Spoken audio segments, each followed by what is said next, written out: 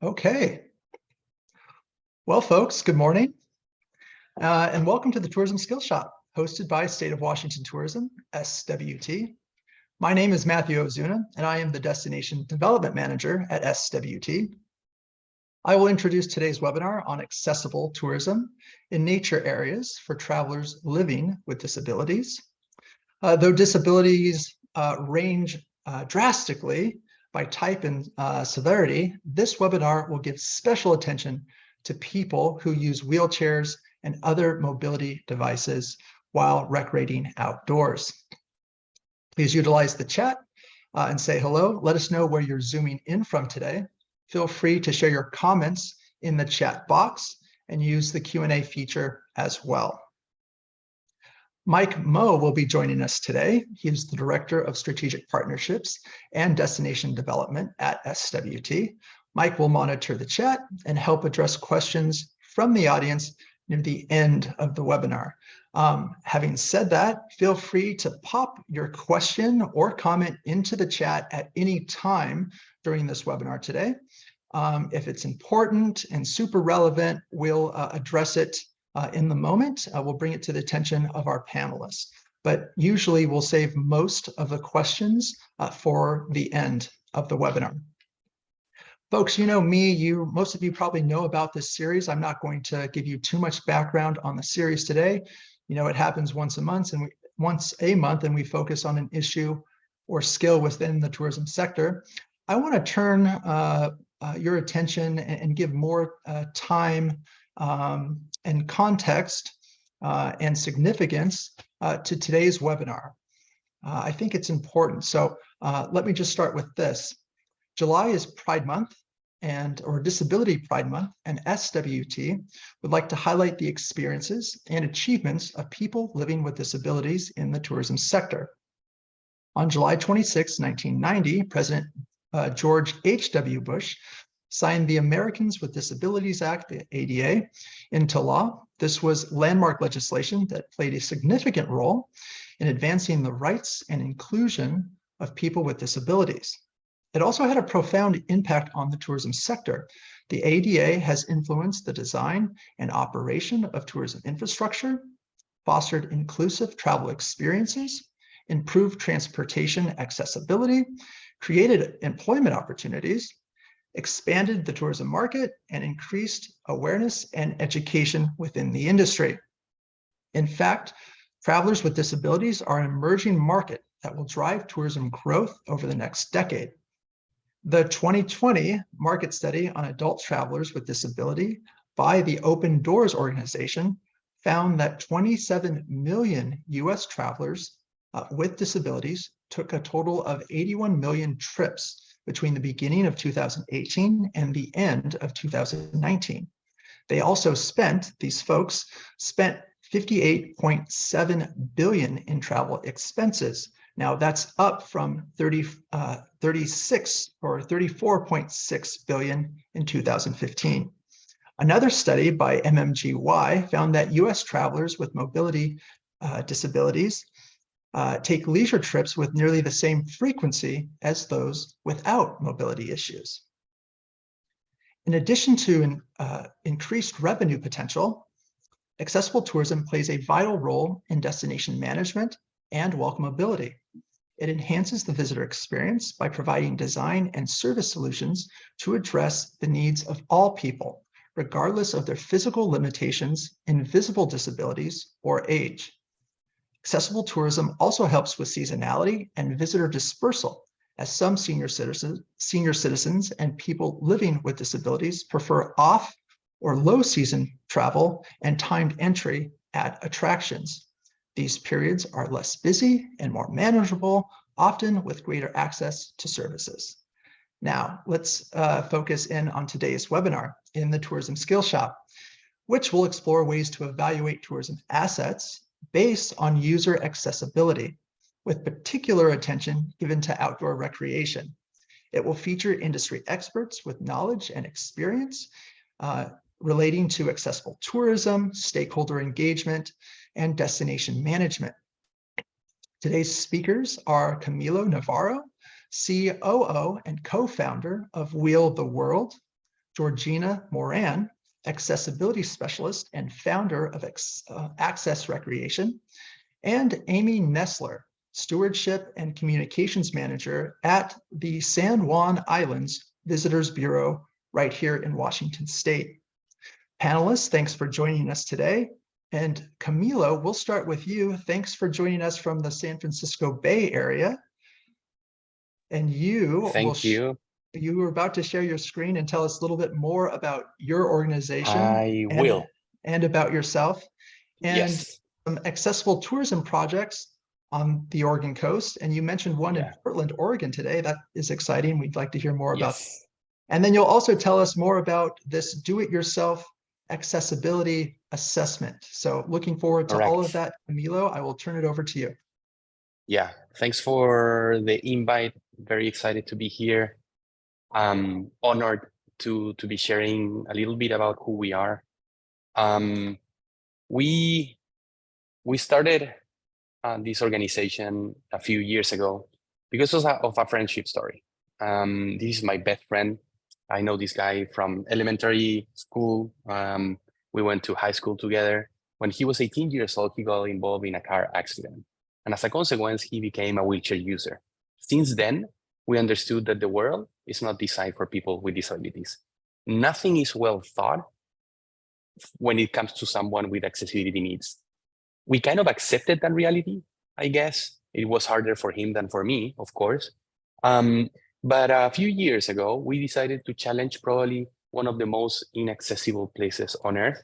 And we became the first expedition ever in history to conquer Patagonia with a wheelchair user. At this point, we weren't thinking about starting a company. It was just a friend's trip. It happened that to do this trip, we faced some very big challenges. Number one, we couldn't find any information about how someone with disabilities could explore this place. Number two, we realized that we needed special equipment that we figured it out to acquire. And number three, we couldn't understand if we could even stay in the hotel, if we could get some accessible ground transportation. We came with the idea to build an online blog. And once we did this, we posted all of the information about how someone with accessibility needs could potentially repeat the trip that we were going to do ourselves. We did the trip, and our story, once we reached to the summit, our story went viral. Hundreds of people with disabilities are reaching out through this online blog. And hundreds of hotels and tour operators thought that we had some sort of idea to replicate these in their destinations, which honestly, we didn't. It was just a friend's trip. It happened that we wanted to explore this place. Long story short, what happened that both my co-founder and myself, we moved here to the Bay Area. We both came here to study at Berkeley.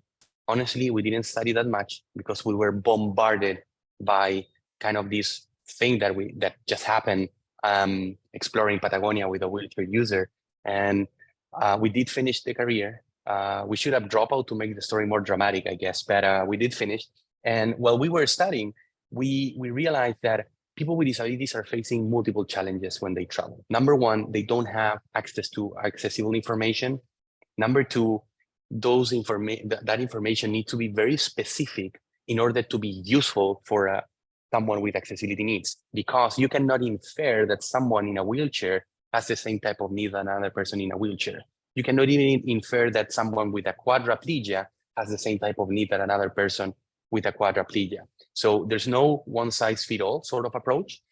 So number three, we understood that when you ask businesses, hotels, tour operators, how accessible or inaccessible they are, they don't really know. So let me give you an example. Imagine you come here to San Francisco to visit me, you arrive to your hotel room, you start walking around the room and you realize that the floor is kind of sticky and you can barely walk. And then there's a lot of furniture blocking your way, so you can barely circulate around the room. You want to get into the bed, but it's so high that you need to climb on it. And then you want to use the bathroom, but the door is locked. Imagine that frustration for a second.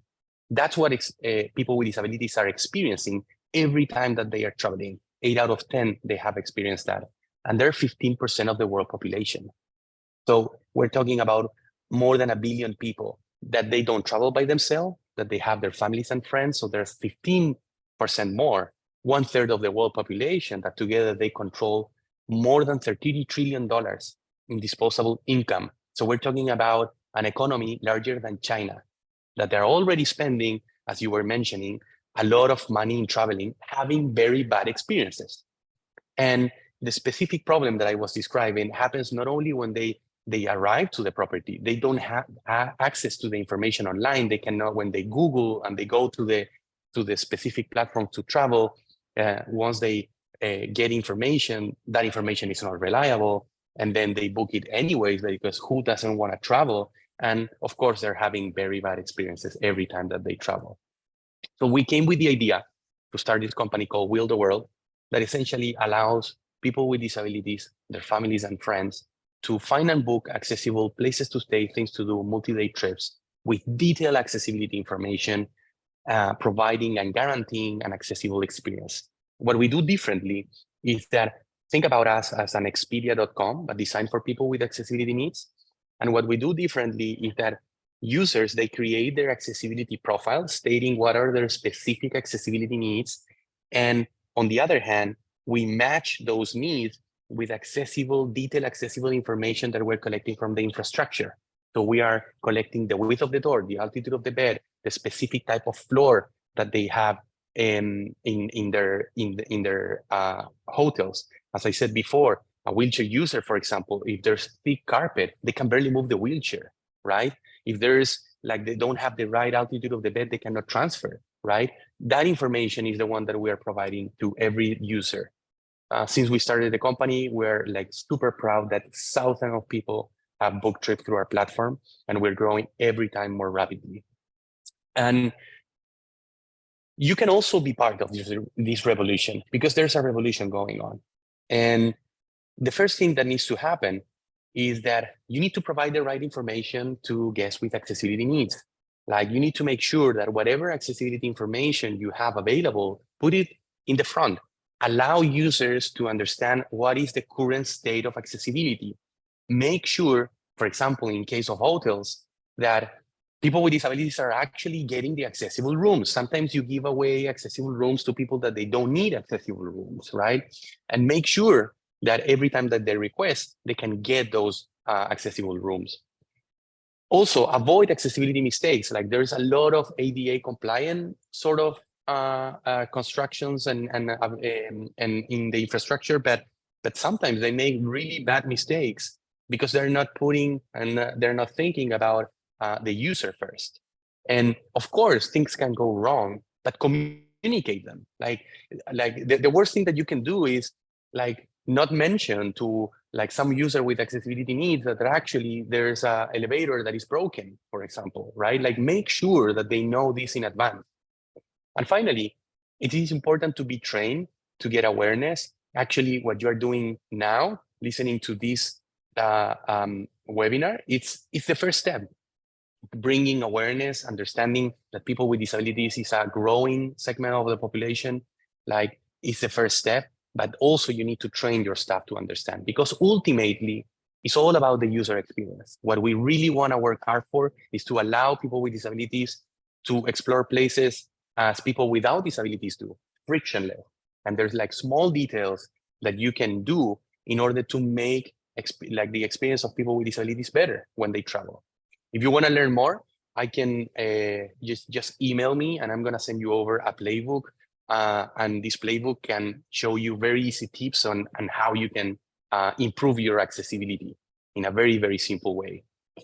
So specifically, what we're doing as a company, besides the marketplace part, is that we are collecting accessible information in detail. We're collecting more than 200 data points per infrastructure, like the altitude of the bed, the width of the doors, the type of floor. And we do this through an app.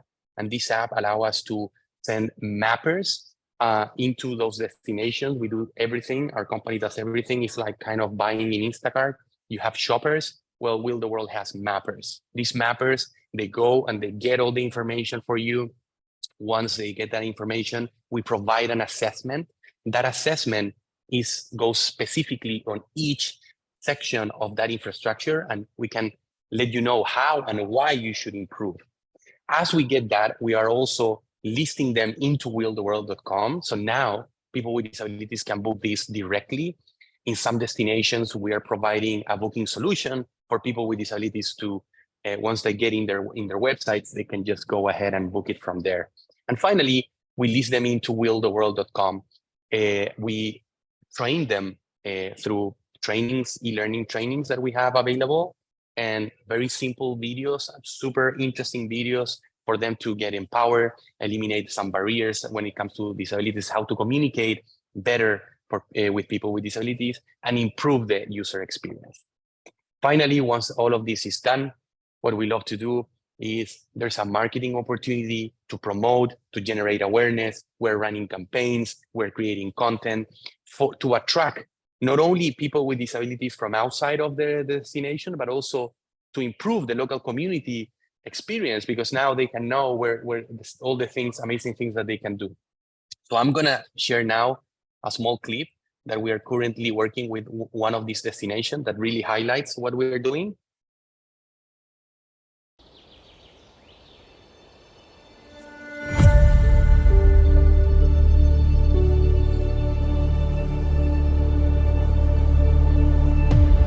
Oh my gosh, I'm in love. I say just because I have this disability and I'm using a wheelchair doesn't mean I can't live and thrive. My life is worth living and thriving for. I'm valued, I should be respected, I should be heard, and the travel industry needs to hear that. The only trip you will regret is the one you don't take. This is a trip that I will never forget. Charlottesville and Albemarle County, Virginia have left a special place in my heart. Here, let me show you. I've discovered so many people and experiences here that truly reinforce my love for travel.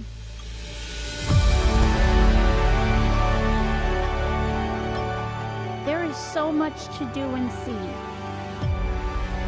From wine tastings at beautiful vineyards, to immersive art and cultural experiences. Oh, this is gorgeous. My soul feels refreshed.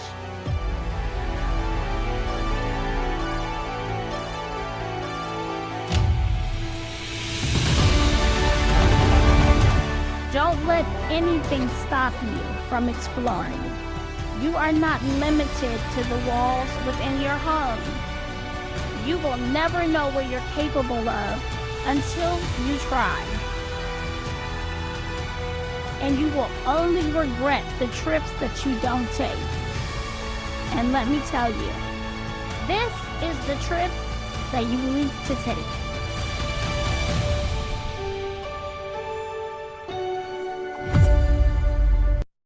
This is an example of one of our partners that we started working with, Charlottesville. And these are also some of the partners that we have signed up. We have verified more than 20 different destinations here in the States. And actually, we're now launching a campaign that it's called like how we're gonna make the US the most accessible country in the world. So we're really looking forward to keep pushing the barriers and allowing people with disabilities to explore places as they should. And just before I finish, I want to leave you with some thoughts. Disabilities is the largest minority on earth that sooner or later, every one of us will be part of as a consequence of aging. Think through that perspective for a second, and you will understand that becoming accessible is inevitable. It's going to happen no matter what, with or without you. Like the world is going to become fully accessible. But those who take action first, those who really want to do the right thing and the smart thing, they're going to take some advantage of this, which is not only doing the right thing, of course, but also there's a business opportunity. There's a market opportunity. So I really encourage you all to think about if we really want to get to that point where we can travel and do the things that we love to do, like we need to take action now. So that's Wheel the World. Thanks for the invite. My name is Camilo Navarro, and I'm the co-founder and COO of Wheel the World. Thank you. Thank you, Camilo. That was excellent. Camilo, you mentioned the toolkit. We will pop your email address into the chat. Mike, I thought you'll find that in Yes. the doc. So folks can email you right away before they forget about the toolkit. Otherwise, attendees will have receive a follow-up email with this recording and your email address, and they can contact you in a few days' time. So thank you again, Camilo. I'll save my questions for you for the end of the webinar. No And problem next, at all. we'll move over to Georgena Moran. Georgena, go ahead and turn your camera and mic on, and I'll pull up your slide deck. Hello, everyone. Okay, I will share my screen. Okay, Georgena, and now I'm going to go to full screen. And we can start your presentation. Excellent. Yeah, so this is what I'm going to be talking to you about. Really similar to Camilo, it's providing better information to people with disabilities on parks and trails. Next slide. So back. So I am with Access Recreation, founded Access Recreation, which is an ad hoc committee of federal, state, and city park and rec agencies in the Portland, Vancouver region. And we developed 2 projects, guidelines for providing trail information to people with disabilities, and the Access Trails Project, one to the public and one for trail agencies. Next slide. So again, Camilo addressed this brilliantly, but why is it important to provide useful information for people of all abilities on every trail? So the thing is, people, with and without disabilities, they want the same thing. They want to have the information to be able to access and enjoy the beautiful outdoors. So the difference between each individual is their level of adventure that they're desiring, as well as what they need in order to use a park or trail. For example, people with temporary disabilities, say you are rehabbing from breaking a leg, may need a periodic bench to be able to rest on. A senior might want the same thing. Somebody with PTSD may want a quiet space, a place that's not very populated. So personally, I'm a power chair user. I like natural surface trails. The wilder, the better. I choose trails not based on accessibility, although I like accessible trails, but on the destination. So often I'll go to a desirable location and I won't be able to use it for some obscure reason. Next slide. So I was looking for a place to hike in the Columbia River Gorge. And I looked online and I called different information venues and heard more about the pretty things, and it juiced me to go, but they had no information about whether I could actually use the trail. So I ventured out with some of my friends with 3 possibilities. And the first didn't have a parking lot. Street parking didn't allow me to deploy my ramp. So I went to the second, and there was a really small parking lot with 1 accessible space that I was fortunate to nab. Was able to go up maybe 200 yards up this narrow rocky trail before I hit an obstacle, and I had to back out the entire way using one of my friends as kind of a airline tarmac traffic controller until I could get back and be able to turn around and get back to my van. And this picture was taken at Joaquina Falls. And this is my third destination. And it was really great. There was a huge parking lot, plenty of accessible spaces, a paved access route to the base of the waterfall. But then I looked up and I saw this bridge that was nestled right up, like 3/4 of the way up the waterfall, really close to the waterfall. And I said, that's my destination. So again, it was a narrow, rocky, natural surface trail. Using a power chair, there's no problem. I was able to get up.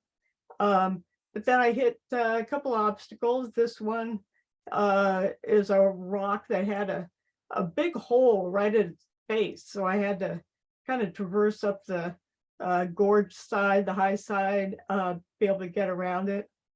And then there was another spot that was sandy that I went down to my axles and I had to be pushed out of. And then the last, I was like, I don't know, maybe 50 yards from the bridge. And there was an extremely rocky area with a severe cross slope that led to a deadly drop off. And my friends had to hang on to me as a ballast, and I was able to get up to the fully accessible bridge, where I could feel the water, hit my face, and I could see a great view of the gorge, and was so excited. I got back down off the trail, and I contacted somebody from the U.S. Fish and Wildlife Service. He used a manual wheelchair. He was an accessibility specialist. He designed trails. And I thought, this is a guy, he will know where there's more similar trails. And he did. But he said, I will not give them to you, because if I do, there might be a chance of liability. If I insinuated they might be usable. So I asked him, well, are you willing to get together with others to figure out how to do it? And he said, yes. He said that not only is there liability concerns, but there is no precedent. It can't figure out how to do it. So next slide. So from that moment on, that's Chuck there in the front left, we met with all these different folks. And the good news is we figured out how to do it. And it wasn't to say what might be usable or accessible for any one person, but to better describe what's there so people can determine for themselves whether it might be a desirable or usable trail. Next slide. So this is the list of groups. A couple of emissions, Clark County Public Works was involved as well. Next slide.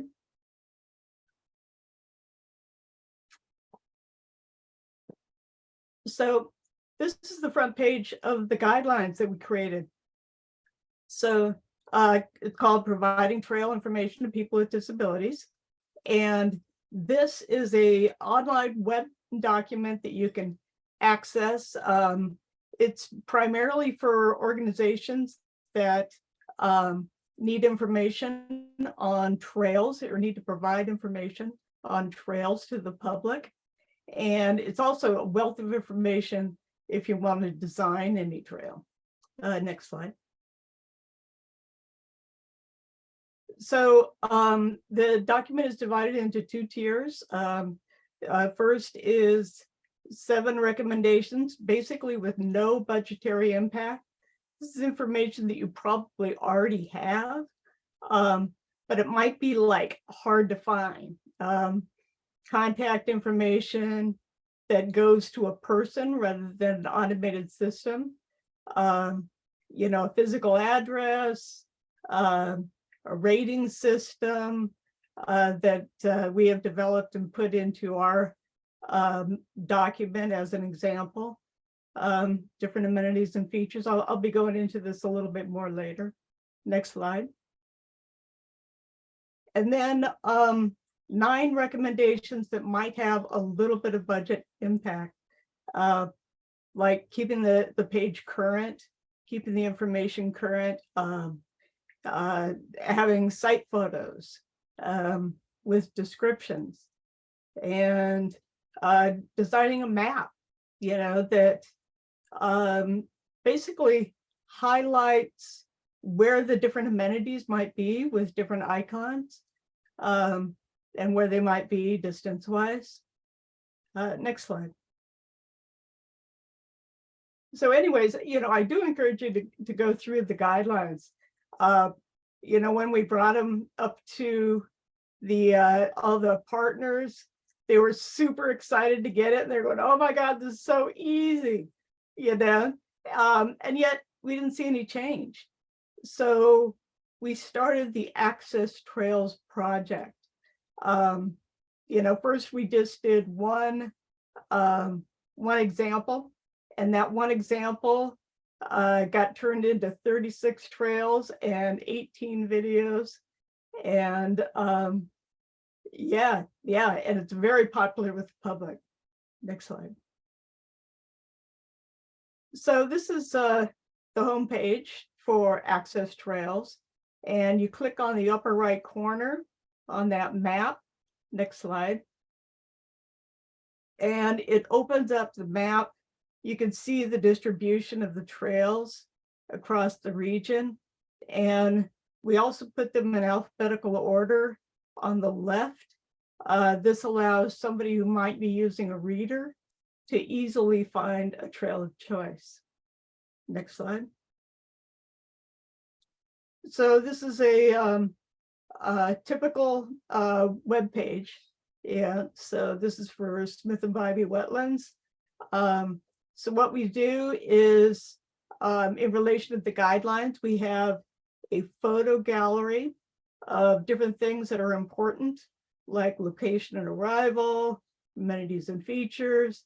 And each time you click on one of these, it opens up like 9 to 12 different photos with descriptions. And then there's, in the middle, there's trail facts at a glance, vital information that I'll go through in a minute, an overall description of what you'll find. And if we did a video, we did one video for every, at least one for every partner. You'll see it in the right-hand corner.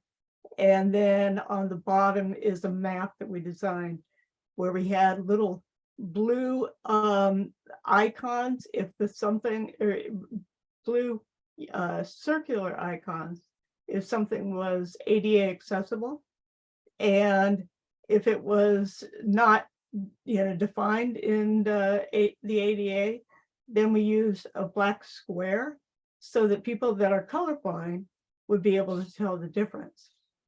Next slide. Georgena, before I move on, I just need to applaud your efforts here. Pictures, video, map, text. I mean, this has everything. I'm just kind of blown away with the information provided. This is great. I'll move on to your next slide. Yeah. So now the other, you know, these web pages, they apply all the guideline information to you know, to that website. And agencies and information agencies and organizations can't always do all that, you know. So if you were to do just a couple things, I would suggest looking at the trail facts at a glance and putting this information high up on your website. This is the primary information that we had talked about in the guidelines. A contact number that goes to a person. If there's an address, a physical address, put that in, because people use GPS, or if you use a mobility device and you use Lyft, they won't drop you off if there's no physical address. So again, the hours of operation, a link to public transit. If there's one like, I don't know, maybe a half mile or less to the site that has a paved, access route included. And just indicate when you last updated the information. So next slide. So Access Recreation, you can see what we've done at accessrecreation.org. You could see the 36 trails at accesstrails.org, last updated in August of 2021. We're not going to be doing any more. Now it's up to the agencies. It's up to you all to promote it and spread the word. And we will do trainings, 2-part trainings, a virtual and a on-site, to help you out. Next slide. So, and if you want more information from me, I've got a lot of connections. I could spread the word to a lot of different people. Georgena at accessrecreation.org. That's it. Thank you, Georgena. That was excellent. Folks can visit your website and download the trail guidelines, and they can even utilize your knowledge and expertise, perhaps in a training.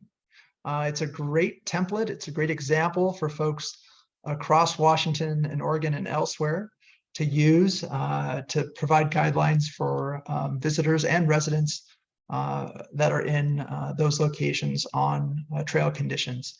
Similar to what Amy Nesler was doing in the San Juan Islands. She was working with another consultant to develop a trail guide for folks with disabilities. So Amy, let's turn it over to you, and you can tell us more about the outdoor recreation opportunities and the work with your consultant. Thanks, Matt. Let me get my screen up here for you. All right.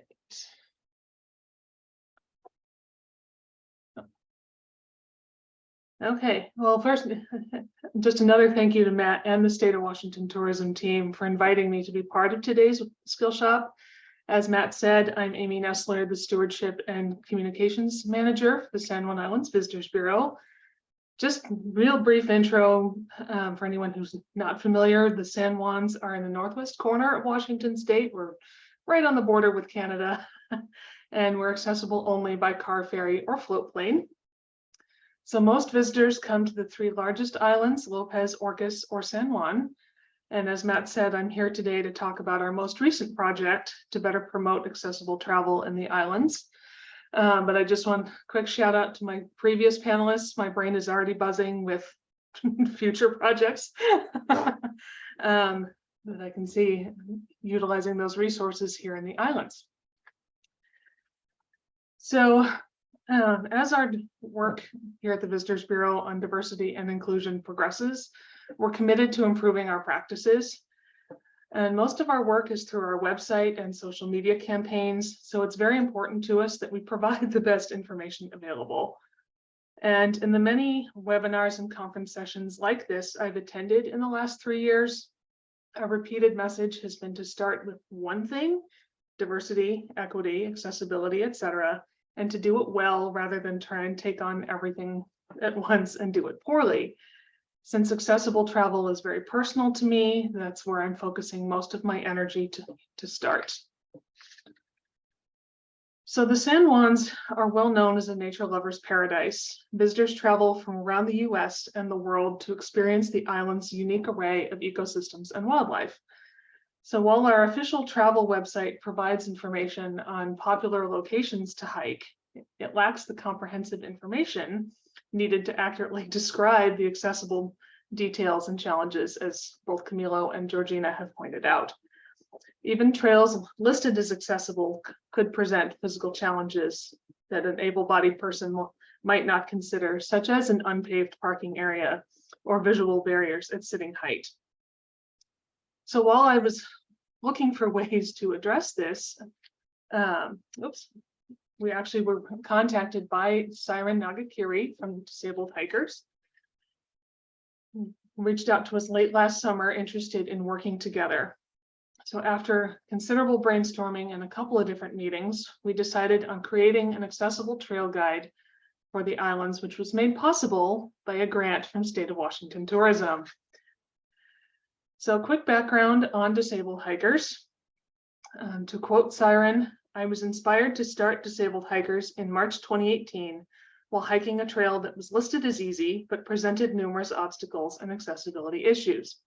I was so tired of scouring hiking guides for information and feeling excluded from the outdoor community that I decided to create the space that I wish existed. When they first reached out, they acknowledged that actually the San Juans had not been included in their recent book that came out last year, the Disabled Hiker's Guide to Western Washington and Oregon, partly because figuring out the ferry system was incredibly intimidating. So that was actually where our collaboration started, was just to even get them here. So we hosted Siren for almost 3 weeks this last spring to conduct a trail assessment on each of the major ferry-served islands, Lopez, Orcas, and San Juan. And by doing this in the spring, we were also able to create opportunities for Siren to meet with some of our local park rangers to give feedback and suggestions on some of our different trails. So, excuse me, allergies. I received actually the final trail guide from Siren just earlier this week. So we are currently working on formatting and posting it to our website. And this has actually been about a year from when we first started talking about this project. So some of our key finds is that actually none of our trails fully meet requirements for wheelchairs.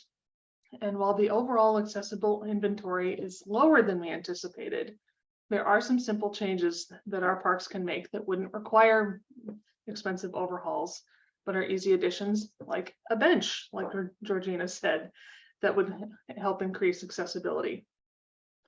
So not only will Siren's trail descriptions be posted on our accessible travel page, each will be added to also to that individual locations page on our website, like for example, Moran State Park on Orcas Island, as well as offered to all of our parks partners for their sites to help increase transparency. So what did we learn? And I was putting this together, brought home just how challenging it can be to decipher that, finding the information needed from the web, not just on the park level, but kind of as Camilo said, making sure that the hotel room listed as ADA will actually meet the needs for that person, such as, you know, okay, they list a kitchenette, but what actually does that include? And so knowing if I'm frustrated trying to figure out these details or find what's necessary, and these are places I'm familiar with, how much more frustrated could a visitor like Siren, who's never been here before, become? Plus, when I made a list of trail recommendations, I could only find one on the 3 islands that was listed as ADA compliant in Limekiln Point State Park. However, from Siren's experience, it doesn't currently meet the standards. It's wide enough, yes, but the slope is a bit too steep in some places. And even other trails that were rated as easy or also included boardwalks could still have tripping hazards like roots or large rocks. So as we say, this is where the no wheelchairs really comes in, but could still be doable with mobility aids like hiking trails or hiking poles, sorry, or on all-terrain wheelchair.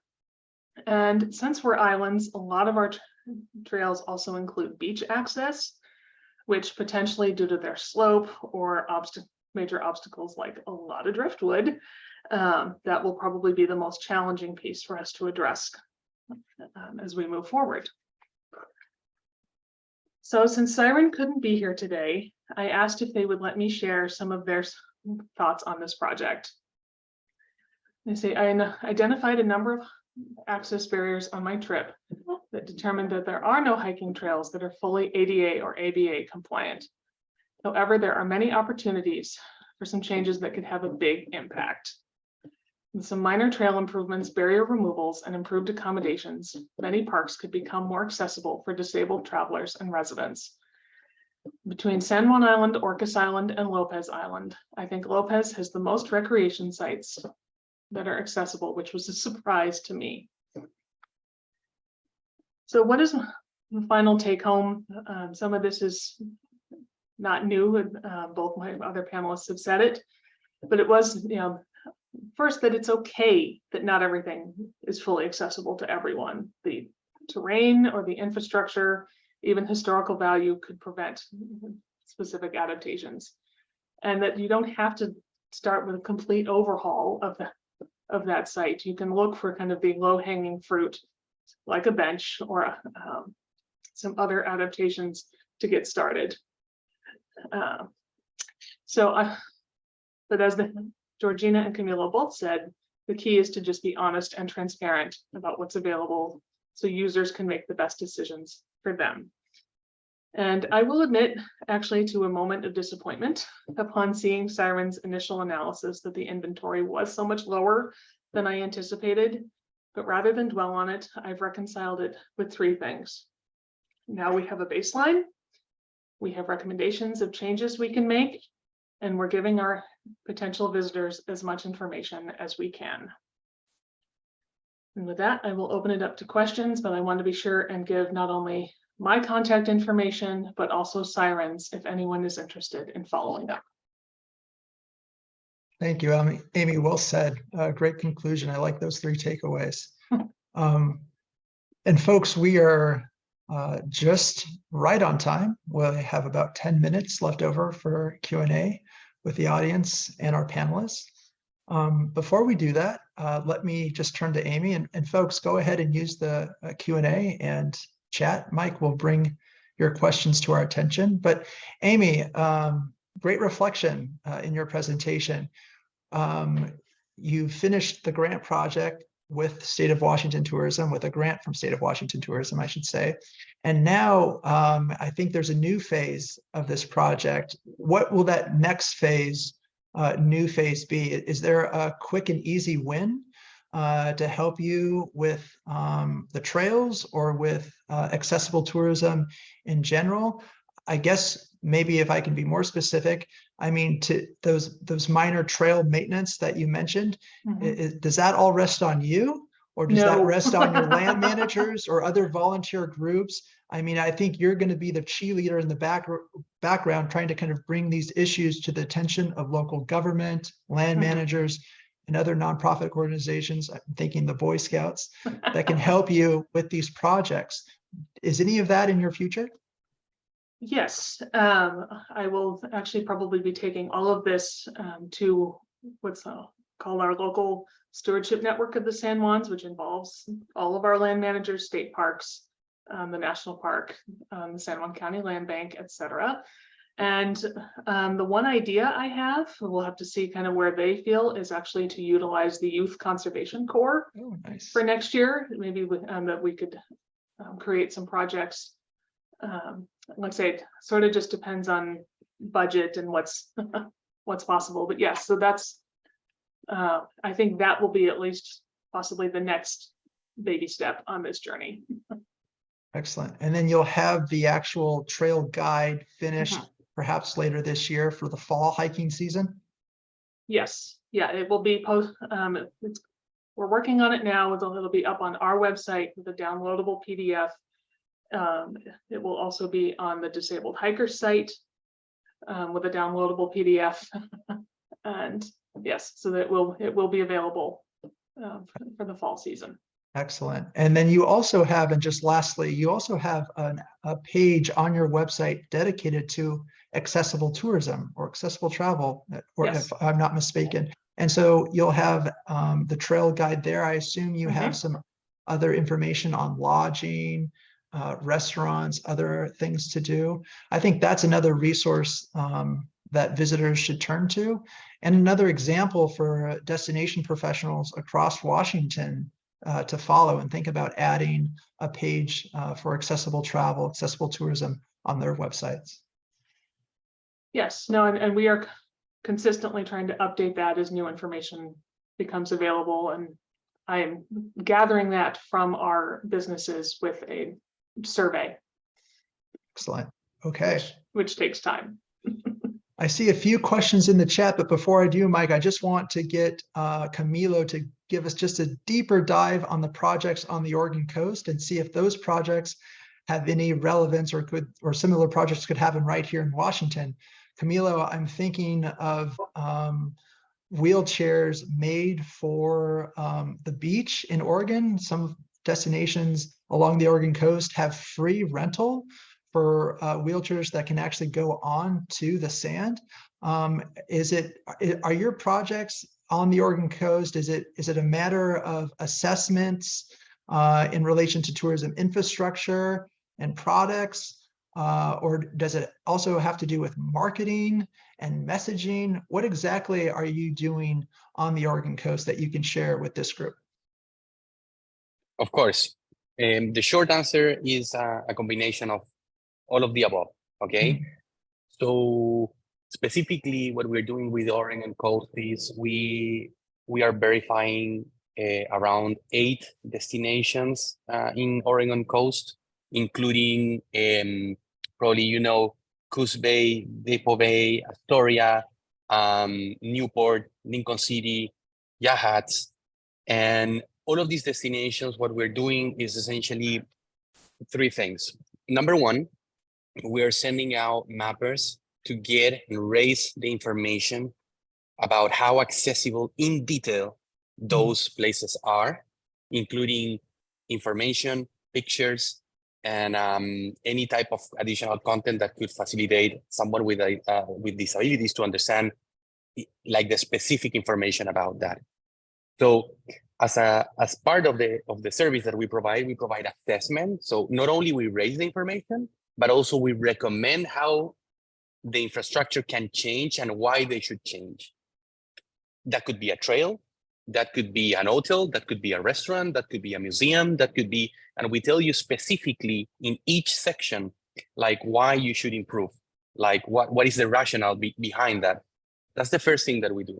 The second thing is that we list those places, those infrastructure into willtheworld.com. So I always like to show, if I may, very quickly, how Will the World works.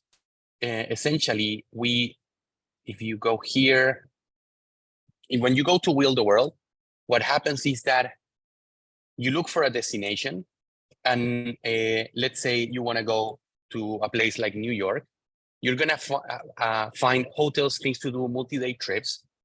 Because I'm logging in with my accessibility profile that I state what are my specific accessibility needs, what happens is that when I look for a specific hotel, number 1, I'm going to have access to different filters, specifically the rolling shower, turning space, toilet grab bars, shower seats, but also, and most importantly, we guarantee this accessibility information, the one that we collected throughout the assessment. So then if someone with accessibility needs wants to book this property, what happens is that our system is matching my specific needs with that accessible information that we collected from the infrastructure.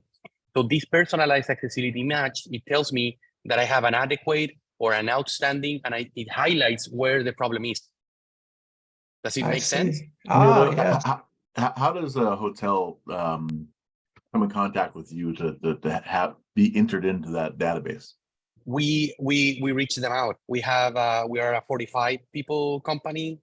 We reach out to constantly. We have done this already in 200 destinations in 50 countries. We reach out to those properties. We get in contact. We send the mapper gets the information. We provide the assessment. We list them into willtheworld.com. And do you do this through the DMO usually, or through individual? So DMOs, exactly. DMOs are now hiring us to do all of this work, which again, as I was saying, number 1, we get the assessment, with the information, we provide the assessment. Number 2, we list them into willtheworld.com. And number 3, we do marketing. So essentially, we want to show the world that now that destination is verified by Will the World. and now people can visit, or the local community can visit that as well. So what we also created is we are essentially taking the websites of the DMOs that they post all of the accessible information, and we are complementing that website with our booking engine, which is what people need. They need a solution like what we are working so hard with all of our software engineers is to make 3 clicks and you're done. You don't need to worry about anything. Our company is gonna take care of everything, like whether you're a powered wheelchair user, whether you have some cognitive disabilities, where you have like some sensorial disabilities, visual and auditive. And so far, and this is gonna make our company succeed or fail, I must say, if that things don't work, you get your money back. And we guarantee accessibility. And this is kind of like our value proposition. That's outstanding. I mean, I have a family member who's in a wheelchair, so I know the difficulty sometimes when you're trying to find something. I think we know that difficulties. Yes. Yeah, this is very needed and very commendable. We do have one question in the chat that I want to get to before we end today from Jack, and he said, "Is there any chance to integrate some of this into the tread map?" And our app actually does have a filter for trails for accessibility. We've actually worked with Siren and Disabilities hikers to make sure that those are in there. We're adding information all the time, and I'm sure we would love to chat with Georgena about at least some of the Washington trails in the gorge and make sure that we're and again, this app is the trail map, giving people information about trail before they go and explore our beautiful state. Yes. Yeah, good plug there, Mike, and I think a useful one too. I mean, when these trail guides that Amy speaks of come out, they're good for what, a year or 2 or 3. I mean, trail conditions always change, and those guides will have to be updated.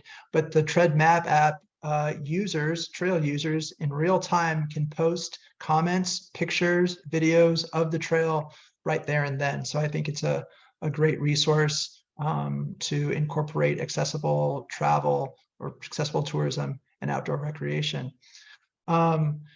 We have one or two more minutes, folks, so please chime in with any questions you might have. Georgena, I would like to turn to you.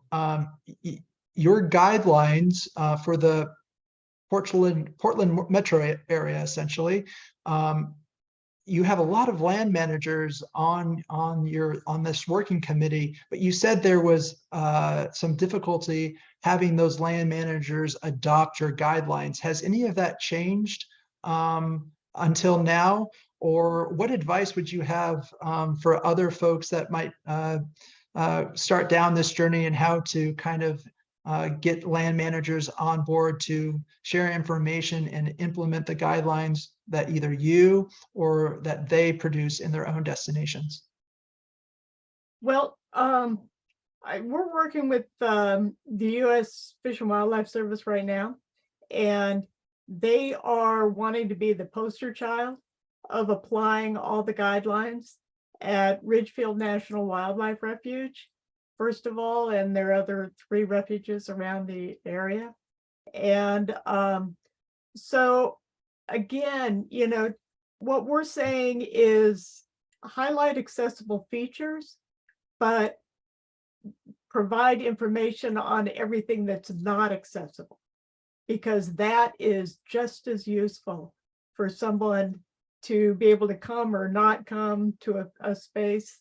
A lot of our trails, the 36, have natural places that are not accessible per se. So again, I would say the other agencies, they're starting a couple little inroads, putting that contact information in. Yeah, and I call that good, but now they're all asking for trainings. The Trail Keepers of Oregon, that does the Oregon and Washington Field Guide, which is like a hiking Bible, has now wants to apply the guidelines to all of their trails. Oh, excellent. So, yeah, look forward to that. Excellent. Well, thank you, Georgena. And with all of these projects, folks, they also take funding. And I think this is one last thing to mention from State of Washington Tourism. The grant that Amy and the San Juans received, a tourism sustainability grant, that program will be reinstated later in August. So watch out for that. The application period opens August 18th through September 18th. More information on that grant program to make visitor experiences safer, more inclusive, and sustainable. Information on that grant program will come out in the August industry newsletter. There will also be a webinar on how to apply for that grant with some grant writing advice and a program overview, as well as a few highlights of projects like Amy's in the San Juans. So look forward to that later in August. And thank you all for being with us today. Panelists, if you have to run, that's okay, but feel free to stick on the line just a little bit later so we can chit chat.